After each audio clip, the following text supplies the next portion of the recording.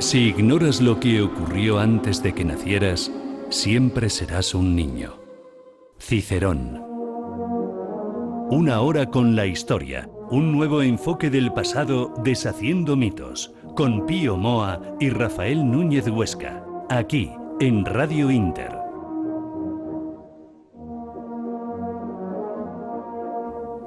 Buenas noches y bienvenidos un sábado más a Una hora con la historia. Buenas noches, don Pío.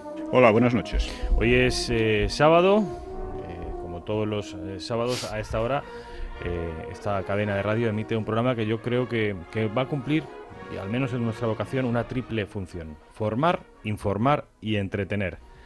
Porque nuestro objetivo dentro de una hora es que usted haya aprendido, que haya conocido alguna serie de argumentos a la hora de poder generar un discurso, una narrativa, un relato, que es esto que ahora se lleva tanto, lo del relato, y que además se haya divertido.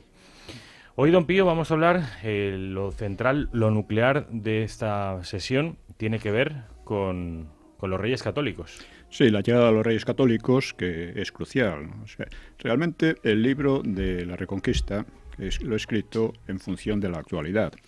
La actualidad es una constante negación de España, una constante denigración de la historia de España, y es preciso que la gente sepa por dónde moverse, porque esta denigración destruye las energías de los españoles. Y es algo que viene ya desde hace 40 años insistiéndose en eso, en que la historia de España es un desastre, etcétera, ¿no? Esto ya venía, como lo hemos explicado en otras ocasiones, después del desastre del 98, una verdadera oleada de denigración de España por parte de intelectuales, a veces en otros aspectos importantes, como Ortega y Gasset, ¿no? Ortega y Gasset dijo unas estupideces, pero tremendas. Las he analizado en varias ocasiones y que siguen influyendo. ¿Y a usted qué le parece los regeneracionistas? Los regeneracionistas han sido una catástrofe para España. Han sido una catástrofe porque, en principio, ellos querían que España... Eran patriotas. A su modo, pero un patriota que niega la historia y la cultura de su propio país no es un patriota. Es un cretino que se cree que sus ideas que ha tenido de pronto, pues que van a cambiar todos los males y a mejorar todos. Eso es un problema muy grave, ¿no? En España se da mucho, no solo en España, claro, en todas partes, ¿no? Pero, en fin. Yo quiero preguntarle, porque está diciendo que este libro de la Reconquista y España, de la esfera de los libros, es un libro en el que están basándose las últimas sesiones de este programa.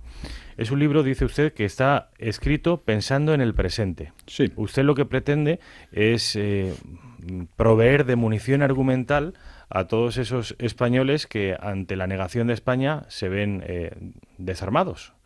Sí. Sin embargo, y estará usted conmigo, la principal oposición a las tendencias disgregadoras viene por un sector llamado constitucionalista, que se apela a las leyes, al Estado de Derecho, a la democracia, pero jamás se acude a la historia y a la cultura, ni a la identidad, porque parece que esto es una cosa de fachas.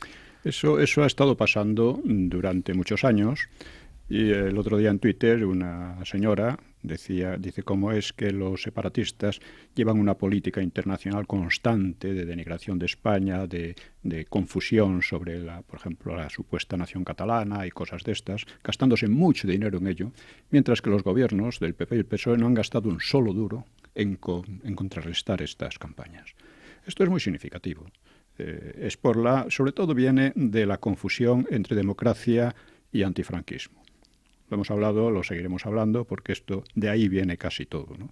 Hay una especie de descerebramiento de la derecha, que por otra parte su origen, yo creo que sus raíces están en el Vaticano II. El Vaticano II promovió el diálogo con los marxistas. Los marxistas son los que han creado la imagen del franquismo, que luego ha sido aceptada por la derecha, precisamente a raíz del Vaticano II.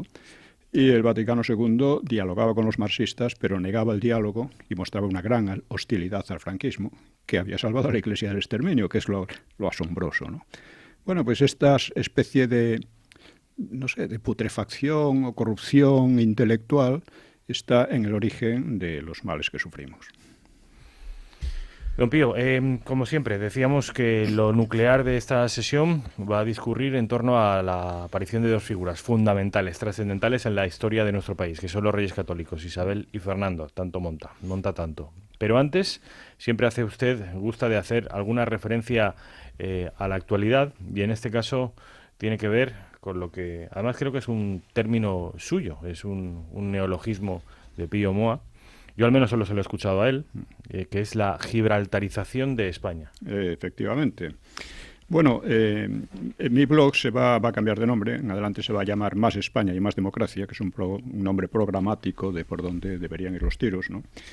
Y uno de los aspectos principales de este programa sería la importancia decisiva de una política que desarrolle la cultura española, algo que ningún partido actual toma en consideración. Ya decíamos lo que les daba igual la identidad nacional, etcétera, procuraron hablar de eso, ¿no? Bueno, pues esto es muy importante porque la democracia se basa en la nación española, no la nación española la democracia, como parecen creer muchos de estos, ¿eh? Y si no se defiende una cosa, la otra se hunde. Bueno, pues la cultura superior y popular es la savia de un país. Uno de los muchos cambios negativos que está sufriendo España desde hace decenios es precisamente la satelización cultural. Y uno de sus aspectos más hirientes, aunque no para nuestros políticos, claro, consiste en una auténtica colonización por el inglés. Así, el país entero se está gibraltarizando. Nuestros políticos lo mismo financian los separatismos o entregan la soberanía española a Bruselas y a la OTAN, o que tratan de disolver la cultura española en la anglosajona. Y lo hacen con la mayor naturalidad, porque hasta ahora no han encontrado prácticamente oposición. O sea, pesa tanto el tópico de un europeísmo que ignora todo de Europa y que desprecia a la propia España, cuando si algo resulta despreciable es la actitud y la biografía de esos políticos, ¿no? Esto sí es despreciable realmente, no la historia de España. Hay que decir que cuando Ortega decía aquello de que España era el problema y Europa la solución, naturalmente España tenía sus problemas y Europa los tenía más graves todavía. Los problemas de España desembocaron, en parte por culpa de gente como Azaña, en parte menor, pero significativa, desembocaron en la guerra civil. Y los problemas del resto de Europa desembocaron en la guerra mundial, que fue 100 veces peor. Entonces, vamos a ver si vamos entendiendo estas cosas. Además, esto es algo que ha subrayado usted muchas veces, que Ortega acuñó esa frase, que luego ha circulado mucho y con cierto éxito, precisamente en los prolegómenos de una guerra europea. No, más grave todavía, él la acuñó inmediatamente después de la Primera Guerra Mundial. O sea, la locura de esta previamente gente, a la Segunda, es decir... Y previamente a la Segunda. O sea, es una cosa tremenda. Es una cosa recurrir tremenda a Europa en el periodo de entreguerras... Pero es que le voy a decir una cosa. Yo he escrito un libro también en relación con la actualidad, Europa, una introducción a su historia, porque España es muy europeísta, pero nadie sabe nada de Europa, o casi nada. Entre ellos Ortega y los demás. No escribieron un solo libro, ni siquiera un libro de viajes por Europa, ¿no? Ortega al final hizo una especie de meditación de Europa. Sabía alemán y vivió en Alemania. Bueno, pero eso es una cosa, y otra es saber lo que es Europa y explicar a la gente lo que es Europa. Eso nunca lo han hecho, ¿eh? Nunca lo han hecho. Usted puede vivir en Estados Unidos sin enterarse de lo que significa histórica y culturalmente Estados Unidos. Efectivamente es así, o USA. Bueno, pues este libro apenas ha tenido difusión. Van a destruirse una cantidad de ellos. Y claro, es asombroso. ¿Se refiere al de Europa, el suyo? El de Europa, sí, el mío. Cuando en España bibliografía sobre Europa apenas existe. Todo el mundo es europeísta, no sabe lo que es Europa y tampoco le interesa. O sea, no hay bibliografía prácticamente sobre Europa española. Pues que sepa que en mi programa, en la redacción abierta, vamos a recibir a una persona que ha hecho una reseña sobre su libro y que está entusiasmado sobre su libro. Ya le avisaré en los próximos días para que esté atento, pero que está entusiasmado con ese libro, sobre todo porque dice exactamente lo que está usted diciendo. No había encontrado nada parecido, un compendio de 1000 páginas, de 800 las que fueren, que sea capaz de explicar en qué ha consistido este continente. Sí, la cultura y la evolución cultural, pero en fin, no es el tema de ahora, pero conviene señalarlo, ¿no? Bueno, pues un punto programático del programa de Más España, pues dice detener la colonización cultural por el inglés y programarlo en la enseñanza como lengua extranjera y no como bilingüe, como lengua de hecho superior, que es como se está haciendo. La cuestión del inglés en la enseñanza y en general pues tiene carácter fundamental. No es lo mismo asimilar elementos culturales ajenos, cosa que suele enriquecer a una sociedad, no es lo mismo que ser asimilado por ellos, porque al ser asimilado es lo que se produce esa esterilidad, como realmente está ocurriendo, una satelización, ¿no? De hecho, ¿no? En ese espíritu servil e inculto que convierte a los partidos en agentes del desplazamiento del español en la propia España, destaca de manera especial la derecha. Para muestra un botón, aunque hay infinidad de ellos, ¿no? El PP ha dedicado una plaza a Margaret Thatcher, en pleno centro de Madrid, al lado mismo de la que conmemora los descubrimientos y el Imperio español, destruido en gran medida por los ingleses. La Thatcher, que era un tanto alcohólica, pues compartía algunas ideas con el PP, pero era radicalmente una patriota inglesa. Nada que reprocharle por eso, claro. Pues esta patriota inglesa en Gibraltar, hizo aquella declaración gloriosa: bombardeemos Madrid. Aquí, una gran admiradora de Inglaterra y de Margaret, doña Esperanza Aguirre, es también una patriota inglesa, que ha cometido la felonía, por lo demás anticonstitucional, de cooficializar el inglés en la enseñanza, por lo que ha recibido un título en la Orden del Imperio Británico, la Orden de Gibraltar. Y los argumentos para el desmán no pueden ser más clarificadores. El inglés es la lengua de la economía, de la ciencia, del pensamiento, de la música, del arte, de la milicia. En fin, se trata de arrinconar al español progresivamente a una lengua doméstica y de infraculturas. Este es el programa real. Y se presenta como patriota. Por otra parte, el español es desplazado cada vez más por las propias empresas españolas, comenzando por la más exitosa de ellas, Inditex, y siguiendo por multitud de pequeños negocios con nombres ingleses que se exhiben en inglés, con la publicidad en inglés llenando el espacio público que sigue siendo español. No es algo espontáneo, sino en gran medida programado, para acostumbrarnos a ver en ese idioma la lengua del empleo, la lengua de la cultura en nuestro propio país. Y esto es incomparablemente más grave que los ataques separatistas al español, que están seguramente llamados al fracaso. Porque el relegamiento del español a lengua secundaria en la propia España sigue una marcha triunfal y está llamando a tener pleno éxito si no se genera una reacción, que debiera encabezar un partido bajo el lema de Más España y que quiera actuar como revulsivo y alternativa a esta podredumbre. No habría que decir, aunque hay que hacerlo, debido a la mala comprensión lectora tan extendida, que al denunciar tal situación no condenamos el aprendizaje del inglés para quien lo desee o lo necesite. Lo que condenamos es la invasión y colonización en curso. En cuanto a la enseñanza pública, el inglés debe presentarse como lengua extranjera, como una asignatura aparte y no como aquella en la que se estudian las ciencias y otras asignaturas cruciales, en aparente igualdad, de hecho, de superioridad con el español, cosa que ocurre cada vez más y sin que casi nadie proteste. Pero hay que protestar. La denuncia y contraataque a la colonización cultural debe ser un punto clave, un punto de principio en un programa político que sea alternativo a lo que hay. Aparentemente la gente está tan anestesiada por la verborrea al uso que no tiene conciencia ni interés en el asunto, el cual solo despierta un descontento vago y difuso, ¿no? Pero también parecía que el patriotismo había desaparecido del ambiente español y íbamos comprobando que no. Un partido que ponga en primer plano este gravísimo problema no solo se destacará de los demás, sino que encauzará de manera productiva una insatisfacción que hoy por hoy es impotente y poco concreta. Pero debe hacerse potente y concreta. Esto es en torno a la gibraltarización de España. Hoy vamos a hablar también de otro tema. ¿Sabe, don Pío? Me ha llamado la atención, sabe usted que, de hecho, usted participó en el especial que hicimos en Intereconomía sobre Halloween, sí. Halloween contra todos los santos, un programa que titulamos Santos contra monstruos, y dimos a conocer esta plaza a la que usted alude, la plaza de Margaret Thatcher. Sí. ¿Sabía usted que es la única plaza dedicada a Margaret Thatcher que existe en el planeta, al margen de las del Reino Unido? Solo hay una plaza dedicada a Margaret Thatcher fuera del Reino Unido. Está en Madrid. ¿Incluso en el Reino Unido lo hay? En el Reino Unido hay varias plazas dedicadas a Margaret Thatcher. Bueno. Pero fuera del Reino Unido solo hay una. Sí, no. Madrid. Es la mentalidad servil y colonialista, que tiene que ver también con lo que hablamos de la Reconquista. O sea, si España no es nada para ellos, porque efectivamente no es nada para ellos la cuestión es el dinero y cosas de estas, ¿no? Pues si España no es nada para ellos, pues Y habla usted también... Inglaterra es mucho, Inglaterra que nos ocupa un territorio en Gibraltar, ¿no? Y habla usted también de los nombres en inglés que están tan de moda. Ahora, no sé si se ha fijado usted, entrando a Intereconomía, los 4 comercios que hay justo enfrente de la puerta de Intereconomía, aquí en Madrid, en la capital de España, hay uno que es un bar que se llama Rix, genitivo sajón, otro que se llama El Milord, otro que es de moda, es una tienda de moda que se llama La Espiga, con S, no con E, y está todo en italiano.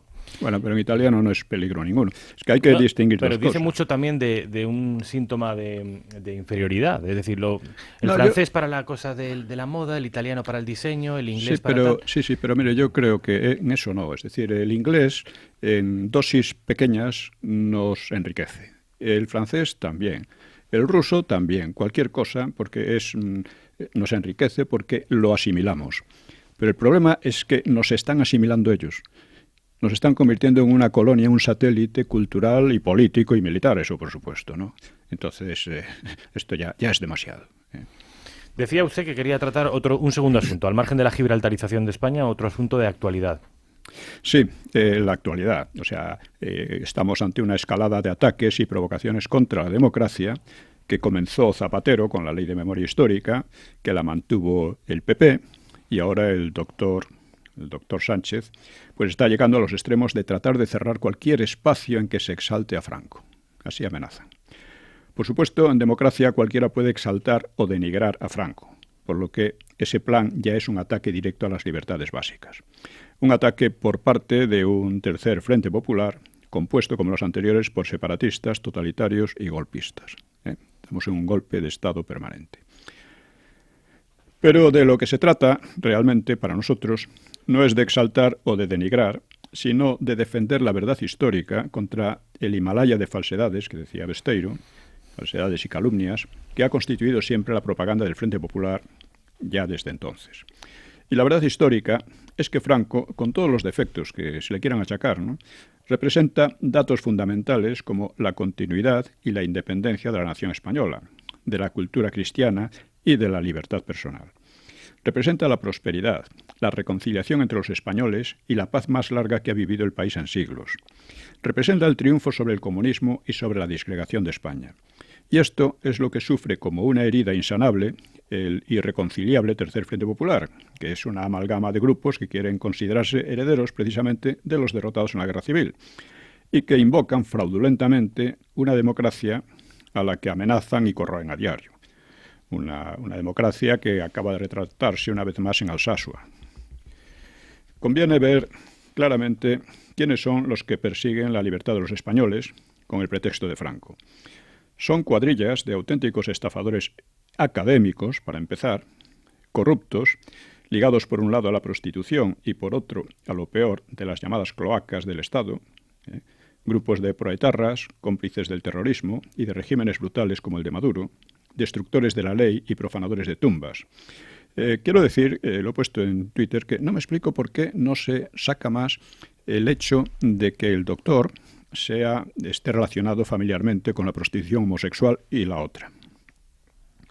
Lo digo porque no hace falta condenarlo, simplemente exponerlo. Ningún país medianamente serio tiene un presidente de esta calaña. España sí lo tiene y además está haciendo una fechoría detrás de otra. Bueno, pues estos son unos personajes que se identifican a sí mismos con los asesinos y torturadores de las checas. Dicen que esos son víctimas del franquismo, cuando la verdad es que si aquellos fusilados después de la guerra fueron víctimas de algo, fue víctimas de ellos, de los jefes del PSOE y de los separatistas que acababan de ser derrotados. Eran gente, los jefes, escaparon a toda prisa, se llevaron tesoros expoliados a medio país y abandonaron a su suerte a aquellos sicarios, los cuales fueron capturados, juzgados y fusilados por los vencedores. Es decir, que si de alguien son víctimas, es de sus jefes. Aquí hay que preguntarse cómo estamos llegando a estos extremos a partir de la herencia realmente espléndida que dejó Franco y que permitía una convivencia en paz y libertad entre los españoles. Desde una herencia que además fue reconocida en el referéndum de 1976, que descartó rotundamente una democratización contra el franquismo y rechazó la amenazadora ruptura que se proponía un Frente Popular en ciernes las juntas y plataformas llamadas democráticas, ¿no? Y que intentaban de nuevo volver al pasado. O sea, ¿cómo ha podido resurgir a estas alturas un Frente Popular? Esto es una pregunta importante. Creo que la respuesta es por la complicidad de una derecha indecente que confundió enseguida democracia con antifranquismo y entregó desde Suárez el campo de las ideas, de la cultura y de la historia a aquellos elementos. Una derecha descerebrada, lo dije antes, desde el Vaticano II, que creía que lo importante en definitiva es la pasta. No han faltado las advertencias sobre la peligrosa deriva emprendida ya entonces, Julián Marías, por ejemplo, Blas Piñar y muchos otros, ¿no?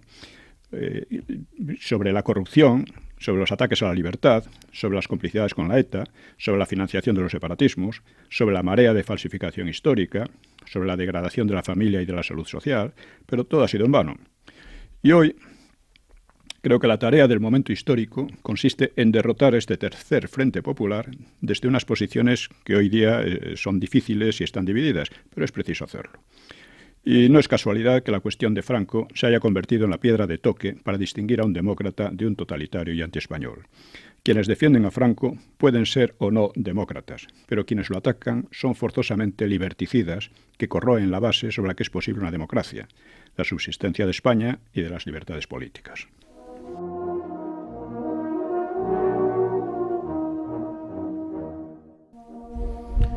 Don Pío, los Reyes Católicos, figuras clave en nuestra historia a la hora de forjar la nación. Bueno, vamos allá.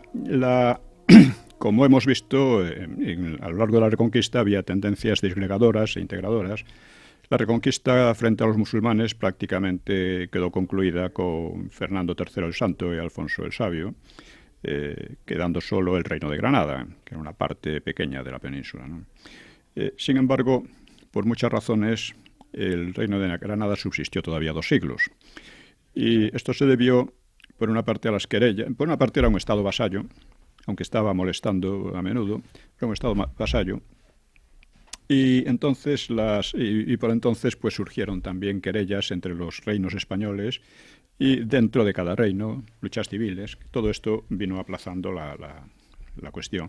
Y el siglo XV, el siglo de los Trastámara, pues fue en su primera mitad un siglo bastante caótico en España, ¿no?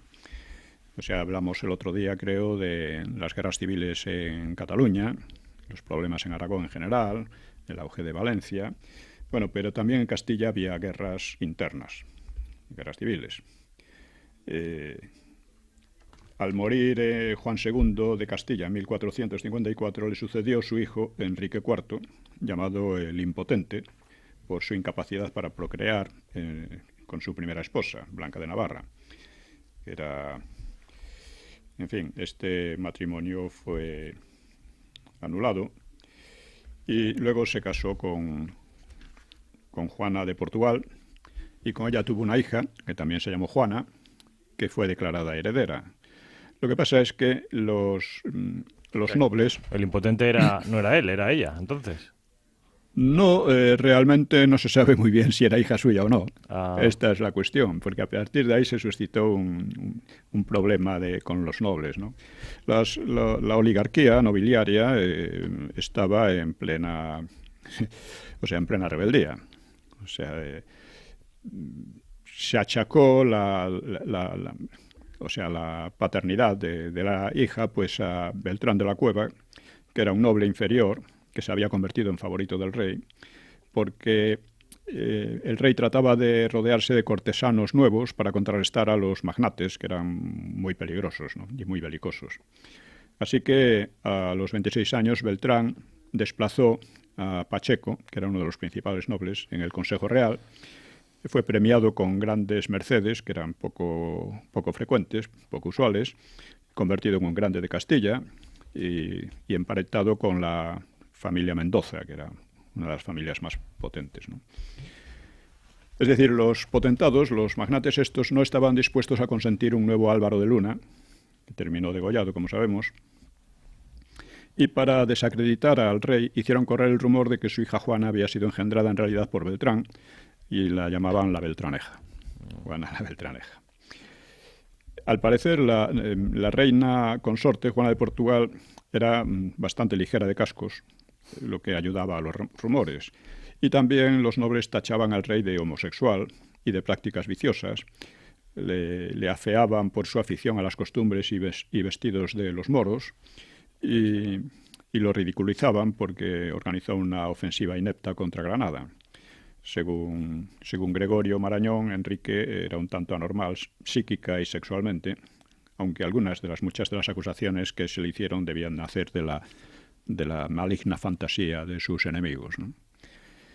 En fin, de este tiempo son, por ejemplo, las coplas de Mingo Rebulgo, las coplas del Provincial o las de la Panadera, que son coplas muy desvergonzadas, muy mordaces, y que fustigaban el desgobierno y los vicios de los poderosos y del clero. Eran reacciones populares, ¿no? Un poco impotentes, pero muy cabreadas, ¿no? Bueno, Enrique quiso atraerse a los oligarcas, a los magnates, pero estos contestaron con intrigas hostiles y le forzaron a nombrar heredero a su hermano Alfonso, que tenía 12 años entonces. Luego, en unas cortes de Ávila, llamada la farsa de Ávila, destituyeron a Enrique y nombraron a Alfonso, que como era un niño era muy manejable, claro, por ellos. Siguió una guerra civil hasta que Alfonso murió en 1468 con 15 años, muy posiblemente murió envenenado, y Enrique retuvo la corona. Pero, bajo presión de sus enemigos, cedió la sucesión como princesa de Asturias a su hermanastra Isabel, que tenía ya 17 años. El acuerdo se firmó en los Toros de Guisando, un lugar de Ávila, tenía esas enigmáticas esculturas prerromanas, ¿no? Bueno, pues con esta Isabel pasaría la historia como la católica, y con ella había pensado casarse el príncipe de Viana, del que también hablamos, que murió a destiempo, ¿no? Bueno, según el pacto, la nueva heredera no podía casarse sin consentimiento de Enrique. Y Enrique planeó desposarla con Alfonso V de Portugal y a su hija Juana, supuesta hija Juana, supuesta o real, no lo sabemos, con el hijo del portugués, que sería otro Juan II. De esta manera uniría los dos estados, Portugal y Castilla, y su hija, Juana, terminaría reinando en ellos. Sin embargo, estas combinaciones fracasaron porque Isabel prefería a Fernando de Aragón. Esto traía un problema considerable porque los dos eran primos segundos, por lo que necesitaba una dispensa papal. El arzobispo de Toledo, se llamaba Alfonso Carrillo, y que era el primado de España, pues era de Toledo, y que era uno de los mayores enemigos de Enrique IV y partidario de Alfonso y de Isabel, luego se convertiría en lo contrario. Bueno, pues este parece que falsificó una bula, y provista de esa bula, Isabel pudo burlar el control muy rígido al que estaba sometida, y mientras Fernando pues cruzaba Castilla disfrazado de mozo de mulas, y se casaron en Valladolid en 1469. Ella con 18 años y él con uno menos. Bueno, pues pese a su extrema juventud, Fernando ya era un hábil guerrero, era un buen conocedor de las letras, se había formado desde la niñez como hombre de armas y participado en combates y había sido instruido por un humanista brillante, Vidal de Noya, aragonés o catalán, quien le había inculcado el objetivo de reconstruir la antigua Hispania, o sea, el estado hispanogodo. Por otra parte, Isabel había demostrado una gran fortaleza de ánimo y una gran agudeza política en los episodios aquellos tan turbulentos que le había tocado desde la infancia, y estas experiencias le habían enseñado a tratar con los arrogantes nobles. Bueno, la boda estuvo durante 3 años pendiente de anulación, porque el Papa Pablo II, aunque era favorable al enlace por miedo a los turcos, es decir, la unión de Castilla y Aragón sería una fuerza importante frente a los turcos, mientras que con Portugal, pues no, Portugal se orientaba más al Atlántico, ¿no? Bueno, pues este no reconocía la dispensa de Carrillo, así que la pareja debió vivir en semiclandestinidad, acosada por Enrique IV.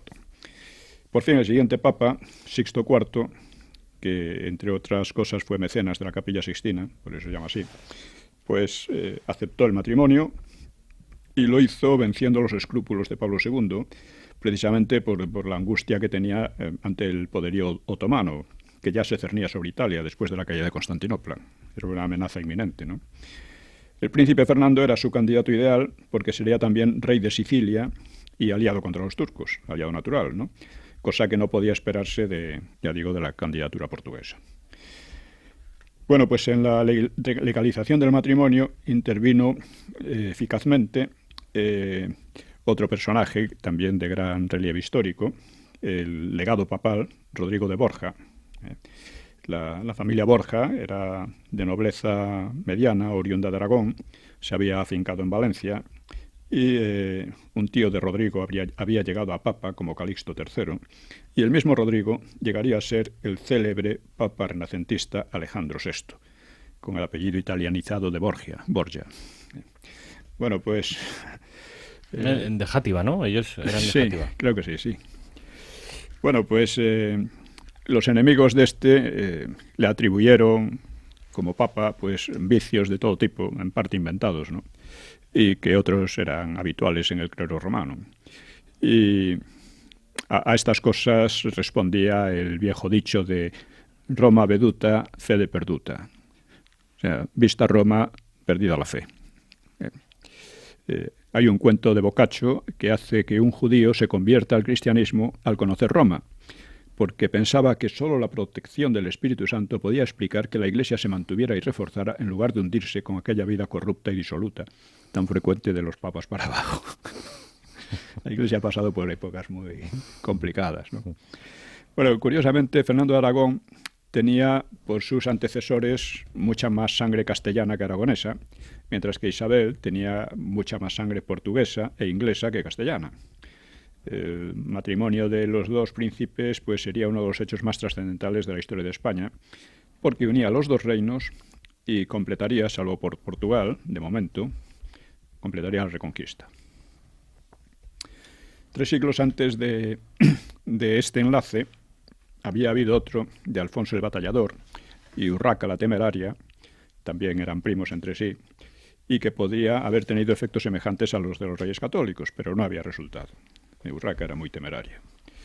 Entonces, además, en aquella época, una de las oposiciones principales a esta unión había provenido del clero francés, que era entonces predominante en Castilla. Ya hablamos de esto en otra sesión, ¿no? Este clero había conseguido la anulación papal del matrimonio entre Alfonso el Batallador y Urraca la Temeraria, y por otra parte era una pareja incompatible, es decir, por carácter, ¿no? Se llevaba muy mal desde el principio, ¿no? En cambio, los Reyes Católicos fue una pareja increíblemente bien avenida, a pesar de que Fernando no era precisamente muy fiel, y a pesar de momentos de celos o de intemperancia por parte de Isabel. Además de eso, los dos demostrarían un sentido del Estado y del interés general muy poco habitual. Es una cosa de que también hay que reconocerle a Franco, su sentido del Estado y del interés general, ¿no? Y además una inteligencia y un talento para servirlos también muy fuera de lo común. Bueno, aquí rápidamente se creó una guerra civil porque el supuesto impotente, pues se enfureció por la boda, anuló el Tratado de los Toros de Guisando, desheredó a Isabel y volvió a proclamar sucesora a su hija Juana. Entre tanto, Fernando tuvo que lidiar durante 3 años más con los magnates de Cataluña y luego con los franceses, mientras que en Castilla se formaba un fuerte bando a favor de Juana, de la hija... De la Beltraneja. La llamada Beltraneja. Bueno, pues ahí actuó Rodrigo de Borja, sería el Papa Borgia, tan denigrado, ¿no? Pero era realmente muy eficaz y muy hábil, ¿no? Consiguió atraerse a favor de los príncipes a Pedro González de Mendoza, nombrándole cardenal. Los Mendoza eran una de las casas más poderosas de Castilla y Pedro, precisamente, era el típico príncipe renacentista, o sea, combinaba su condición de eclesiástico con la de político, era diplomático, militar, un gran mecenas de las artes y por su poder se le llamaría el tercer rey de España. Sin embargo, el éxito de Rodrigo costó la defección del también muy poderoso arzobispo Carrillo, que odiaba a los Mendoza. Los problemas de la política constantes, ¿no? Así que este Carrillo, que había apoyado a Isabel, pues pasó a conspirar a favor de Juana. Entre los Mendoza se hallaba, este es un dato curioso e interesante, se hallaba Beltrán de la Cueva. Es decir, que Beltrán de la Cueva no defendió la causa de su supuesta hija, no se sabe si porque en realidad no era suya, o quizás porque lo era y por ello no la consideraba legítima. Eso no lo sabemos. El hecho real es que se pasó al bando de Isabel. Y en el 74, pues Borja obtuvo otro éxito al reconciliar, al menos en apariencia, a los príncipes con el rey, con Enrique. Pero a finales de ese mismo año fallecía Enrique IV. Isabel se proclamó reina de Castilla y comenzó la guerra con los partidarios de Juana. Para reforzarse con apoyo portugués, pues la reina viuda Juana hizo casar a su hija, la supuesta Beltraneja, que solo tenía 12 años entonces, con su tío Alfonso V de Portugal, que tenía 42. Muchos nobles castellanos rechazaron a Fernando por aragonés y otros a Juana por portuguesa. Y otros estaban a la expectativa del viva quien venza, para sumarse al ganador, ¿no? Como explica Andrés Bernaldez, un historiador contemporáneo de los hechos. Bueno, pues Isabel obtuvo, con todo, la adhesión de una parte significativa de la oligarquía y también con mucha decisión de los vascos. Los vascos habían temido que Enrique IV los entregase a Francia, por eso apoyaron a Isabel. Y aunque bastantes nobles castellanos y el primado de Toledo apoyaron a Juana, la guerra tomó el aspecto de una lucha entre Portugal y Castilla. Por fin vencieron los castellanos de Isabel, aunque los portugueses llevaron las de ganar en la lucha por mar, en la lucha naval. Y también Francia se complicó en la contienda con ayuda de Portugal, ayudando a Portugal, quiero decir, porque temía que la unión de Aragón y Castilla perjudicase a sus intereses en Italia, que indudablemente los iba a perjudicar y mucho, ¿no? Pero la invasión francesa por Guipúzcoa fue rechazada por los guipuzcoanos y por la marina guipuzcoana, o sea que no consiguió nada. Así que la lucha se decidió en 2 años, luego siguió habiendo operaciones menores, todavía varios años más, pero ya en el curso de ella, en las Cortes de Madrigal de 1476, los reyes católicos, más tarde se serían llamados 20 años más tarde por el Papa Reyes Católicos, ¿no? Bueno, pues estos dieron pruebas de un empeño reformista con una visión nueva del Estado. Esto es muy importante. Ante las quejas por la anarquía, por la intromisión eclesiástica en la justicia, por el incumplimiento generalizado de las leyes, pues los reyes centralizaron y reforzaron el aparato de justicia, una cosa como está pasando ahora, se puede decir en cierto modo, ¿no? Muy parecido, sí. Sí. Quitando lo de la intromisión eclesiástica en la justicia, que aquí es todo lo contrario, es una inhibición excesiva, ¿no? Bueno, pues reforzaron el aparato de justicia con la Real Audiencia y Chancillería, eliminaron cargos inútiles y mejoraron los salarios para evitar la corrupción. O sea, una política muy correcta, ¿no? Asimismo, racionalizaron la contaduría para mejorar la eficacia fiscal y de la Hacienda y eliminaron las cartas de naturalización de extranjeros, que antes eran muy comunes, y que en adelante quedaron reservadas solo para aquellos que rindieran especiales servicios a la corona, como ocurrió con Cristóbal Colón, por poner un ejemplo, ¿no? Es decir, que se hacían españoles, se españolizaban, pero ya no era el cachondeo que había antes. Porque antes era según los servicios que prestaran a tal o cual personaje, ¿no? Tuvo mucho interés también la Santa Hermandad, que se le considera la primera o una de las primeras policías directamente gubernamentales en toda Europa. Esto eran 2.000 hombres y con una doble función. Por un lado, proteger el comercio, asegurar la recaudación de impuestos y la persecución de los crímenes y del bandidaje. Un bandidaje había infestado el país en la época anterior. Y por otro lado, servían de milicia monárquica frente a los magnates revoltosos. Eran la milicia del rey contra aquellos, ¿no? O sea, un ejército ya propiamente nacional, puede ser, o el embrión. No, más que ejército era policía, aunque tenía aspectos, claro, militares en parte, ¿no? Pero una policía nacional, de las Sí, primeras. una policía nacional, sí. La primera de Europa, además, o una de las primeras. No conozco ninguna otra, ¿no? Bueno, las reformas continuaron, hicieron más efectivo el orden social y limitaron las libertades de los nobles, de los oligarcas, ¿no? Que en cambio en Cataluña no había manera de limitarlas, ¿no? Bueno, pues esta habilidad consiguió además sujetar a los partidarios de Juana y evitó las venganzas a cambio de una sumisión efectiva. Os comprometió, si queréis, no queréis más castigo, ya sabéis lo que tenéis que hacer, y efectivamente. Y en 1479 la paz de Alcasovas, pues terminaba con un periodo largo de choques entre Castilla y Portugal. Juana quedaba descartada como opción política y Portugal renunciaba a sus pretensiones sobre Castilla. A cambio, se aceptaba la hegemonía portuguesa en el Atlántico, exceptuando Canarias, y también el comercio con Guinea, que era un comercio de oro y esclavos. Con eso recomenzó el tráfico de seres humanos, que ya casi había desaparecido en el resto de Europa. Empezó con los portugueses, sobre todo. También España participó a partir de las Canarias.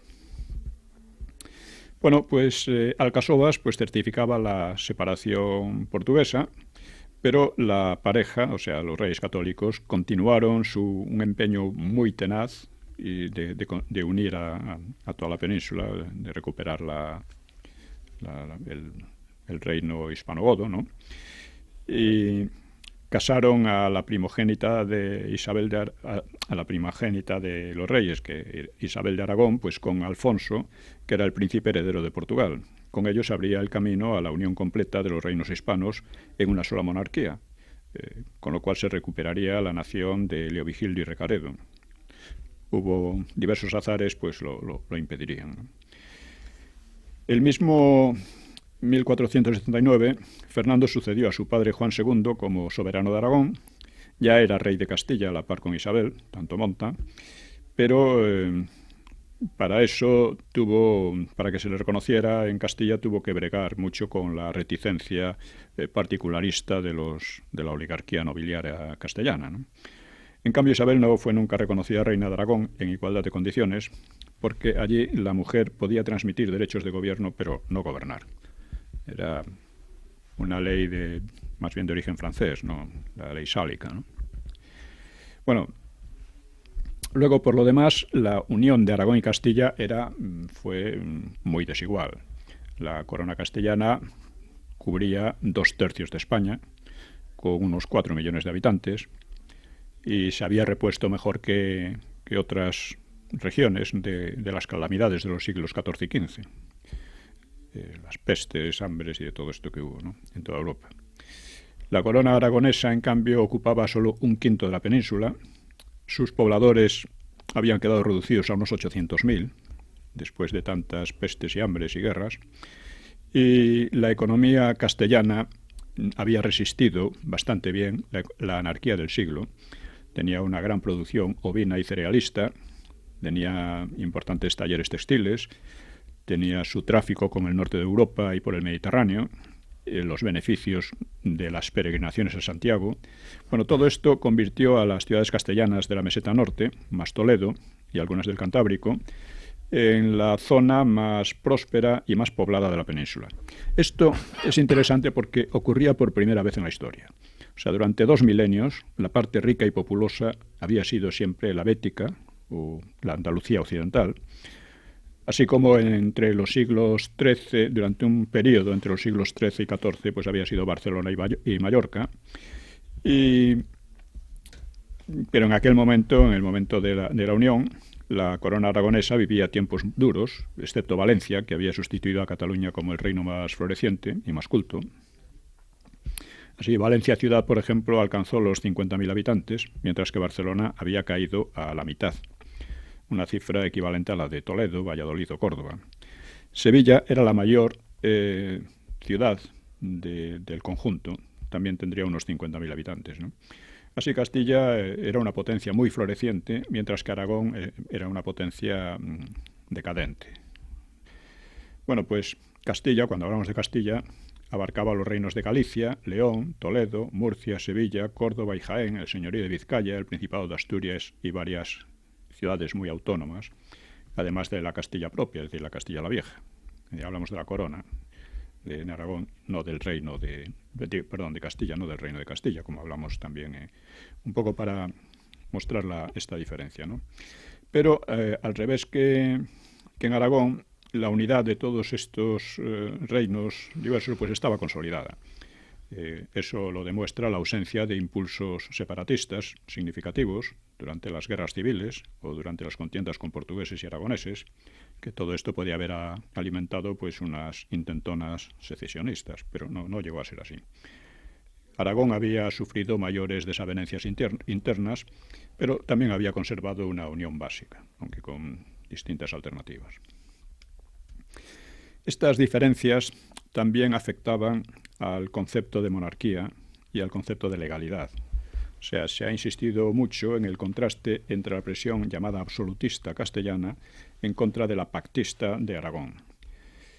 Bueno, por absolutismo no se entiende aquí algo como el absolutismo del siglo XVIII, y menos aún el totalitarismo del XX, sino la preeminencia del monarca como legislador y ejecutor por encima de la oligarquía nobiliaria, ¿no? y las demás instituciones.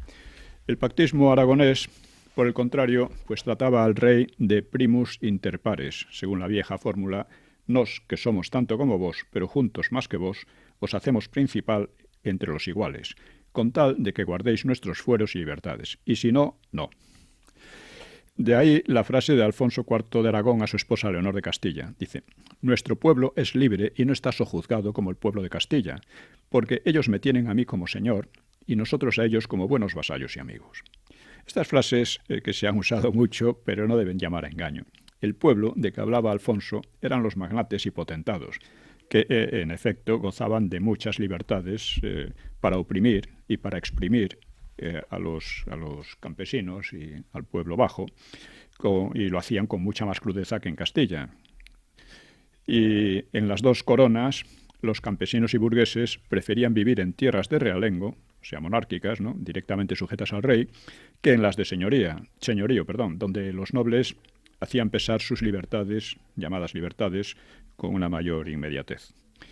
Por ello, el absolutismo castellano, llamado absolutismo, se la llama monarquías autoritarias para distinguirlas de las absolutas del siglo XVIII, ¿no? Bueno, pues el absolutismo castellano aparecía como un ideal contra el caos oligárquico, pero ese ideal se había cumplido en pequeña medida hasta los reyes católicos, con los reyes católicos cuando verdaderamente se crea, ¿no? Luego de los demás reinos, pues Navarra era un reino muy pequeño, tenía unos 10.000 kilómetros cuadrados y unos 100.000 habitantes, y parte de su economía, la parte esencial, giraba en torno al Camino de Santiago y al comercio por los puertos guipuzcoanos.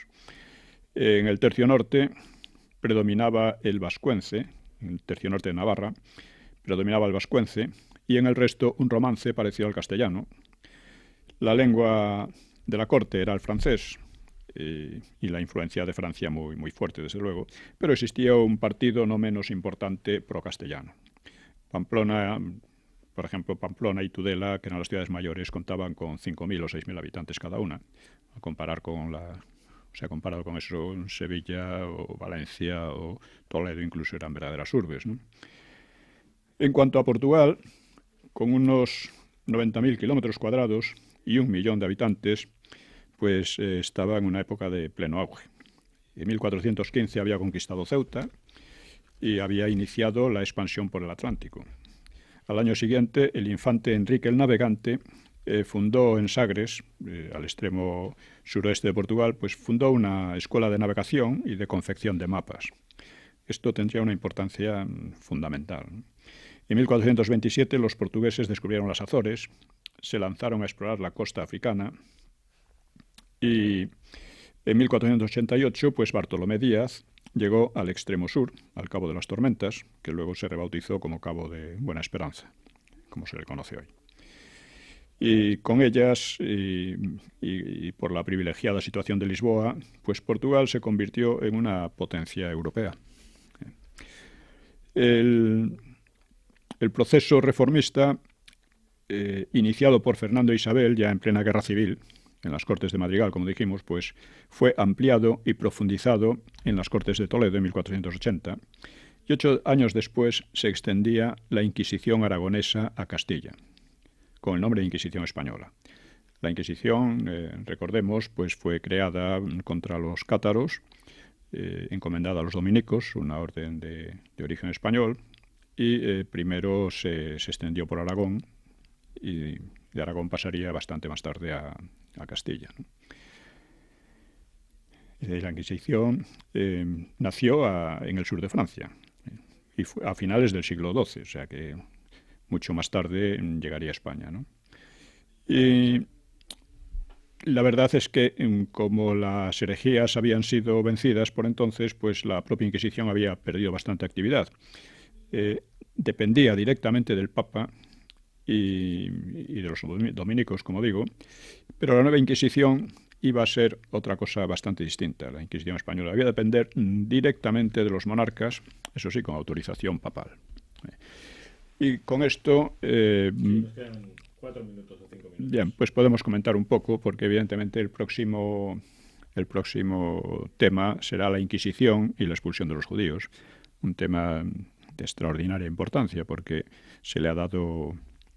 Bueno, dos pilares de la leyenda negra, dos pilares terroríficos, ¿no? Y como casi toda la leyenda negra, completamente falsos, o casi completamente falsos, siempre hay una base de realidad, pero que ha sido también pero permanece todavía. O sea, he tenido polémicas con personajes como César Vidal sobre esto. Él es muy partidario de la leyenda negra. Y claro, según la teoría protestante, pues España representaba pues eso, el oscurantismo, la persecución contra los disidentes, la quema de herejes, etcétera, ¿no? Cosa que sin duda fue, en fin, ningún país de Europa podía acusarnos de tales cosas. Ahora precisamente venía el aniversario, no sé qué aniversario de las brujas de Zugarramurdi, que son presentadas como mujeres libres, mujeres libres con conocimientos científicos, ¿no? Y que por eso fueron asesinadas. La realidad es que aquello sirvió precisamente para impedir la quema de brujas en España.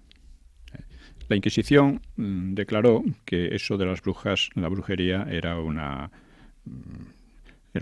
fenómeno de histeria. Y efectivamente dejó de haber persecución a partir de entonces. En cambio, en toda Europa, sobre todo en la Europa protestante, la histeria, porque esta era también otra histeria, la histeria de las brujas, pues llevó a la quema de decenas de miles, no se sabe muy bien cuántas, pero se calculan en torno a unos entre 50.000 y 100.000 en toda Europa. O sea, España fue la excepción, curiosamente, gracias a la Inquisición. De eso hablaremos el próximo día también. Bien, en resumen, yo creo que se puede decir que a lo largo de los últimos siglos, las tensiones disgregadoras e integradoras, que insisto, se dan en todas las sociedades, pero que en España se dieron con bastante fuerza debido a las condiciones en que se iba reconquistando el terreno, pues amenazaban con crear una península balcánica. Con 4 o 5 reinos, todos se podían considerar españoles de una manera cultural más o menos vaga, pero reinos independientes que formarían, de hecho, naciones independientes, como pasó con Portugal. Este proceso fue contrarrestado definitivamente, porque además este proceso venía complicado con otros procesos de disgregación motivados por los nobles.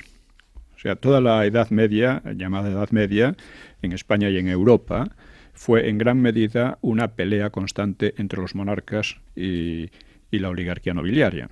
No toda, evidentemente, unos nobles iban con el monarca, otros no, pero fue permanente. Sobre todo en Francia fue una cosa, dio lugar a incontables guerras civiles, ¿no? Aparte de otras. Bueno, pues aquí en España esa tendencia, que fue bastante, parecía que se estaba consolidando, digamos, a mediados del siglo XV, pues fue cambiada radicalmente.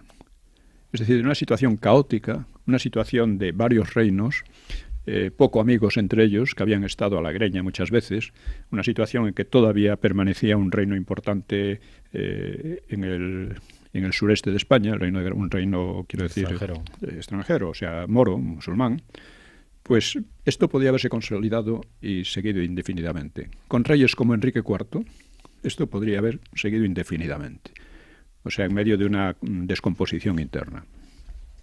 Bueno, la importancia de estos reyes, que ellos concebían, los dos, Isabel y Fernando, concebían precisamente la reposición, la restauración del reino creado por Leovigildo y Recaredo, de manera consciente, de manera deliberada, porque esto era una idea que había, a pesar de todos los fenómenos disgregadores, había permanecido a lo largo de todos estos siglos en los reinos españoles, que se decían españoles. Por eso insisto en que cuando se les dice cristianos, está bien porque eran cristianos, pero políticamente no está muy bien porque reinos cristianos había en toda Europa, pero los de España, pero no estaban en reconquista en España.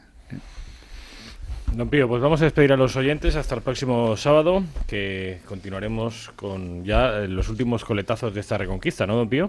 Estamos acabando ya. 1492 nos queda. Varios puntos, sí. Bueno, nos quedan unos pocos puntos, o sea, el Estado, la Inquisición, la expulsión de los judíos, el descubrimiento de América y las luchas en la recuperación de Navarra, las luchas en Italia. Todo esto es muy importante y con esto vamos a decir todo este conjunto de... Llegamos a 1512, ¿no? Sí. Pues continuaremos, como dice don Pío, el próximo sábado. Buenas noches, don Pío. Muy buenas noches a todos. Buenas noches a todos los oyentes. Dios mediante, nos veremos, nos escucharemos el próximo sábado.